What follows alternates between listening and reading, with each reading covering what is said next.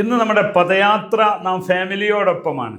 ഫാമിലിയോടൊപ്പമുള്ളൊരു പദയാത്രയിൽ നിങ്ങൾക്ക് നമ്മുടെ ഫാമിലിയെ പഠിക്കണ്ടേ? അറബിയിൽ എൻ്റെ ഫാമിലി നാട്ടിലാണ്, എൻ്റെ ഫാമിലിയെ കൊണ്ടുവരാൻ ആഗ്രഹിക്കുന്നുണ്ട്, എൻ്റെ ഫാമിലി ഇവിടെ വരുന്നുണ്ട്. ഇങ്ങനെ ഫാമിലി നമ്മൾ മലയാളത്തിൽ പറയുമ്പോൾ മൊത്തത്തിലാണ് പറയാം. ഇതിന് നമുക്ക് എങ്ങനെ പറയാം എന്നതാണ് ഇന്നത്തെ നമ്മുടെ പദയാത്രയിൽ നമുക്ക് പറയാനുള്ളത്.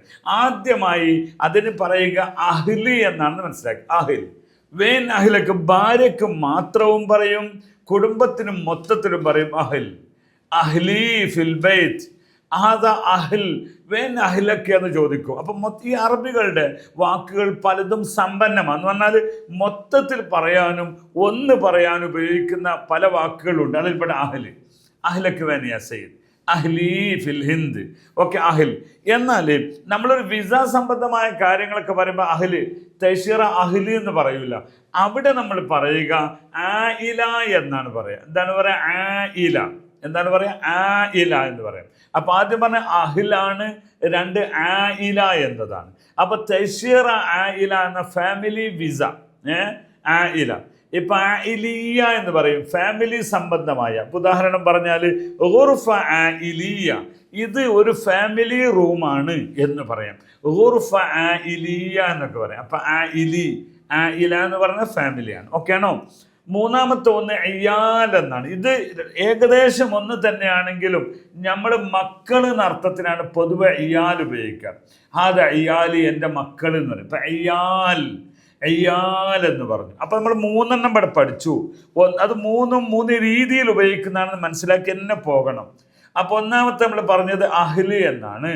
അൽ അഹ്ലു വൽ അയ്യാൽ എന്ന് പറയുമ്പോൾ ഭാര്യയും മക്കളും എന്നാണ് എൻ്റെ അർത്ഥം.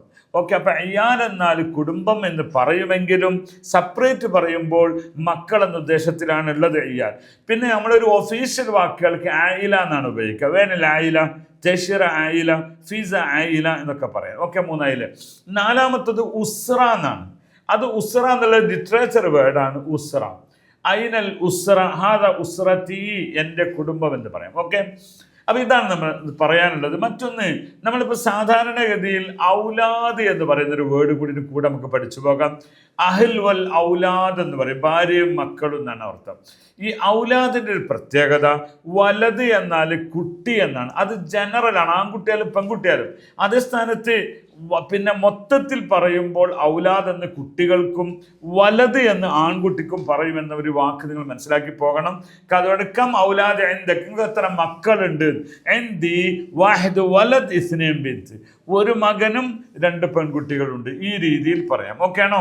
അപ്പൊ എന്തായിരുന്നാലും ഇങ്ങനെയുള്ള കൃത്യമായ 5 വാക്കുകൾ നമ്മളിന്ന് പഠിച്ചിരിക്കുകയാണ്. അതൊരു കുടുംബത്തോടൊപ്പമാണ് നമ്മൾ പഠിച്ചത്. നിങ്ങൾ അതിനെ കൂടുതൽ ഡെവലപ്പ് ചെയ്യുക. ബാക്കി ഇതിൻ്റെ ഫാമിലി വാക്കുകളൊക്കെയും പിന്നെ നമുക്ക് പഠിക്കാം. ഓക്കെ, അസ്സലാം.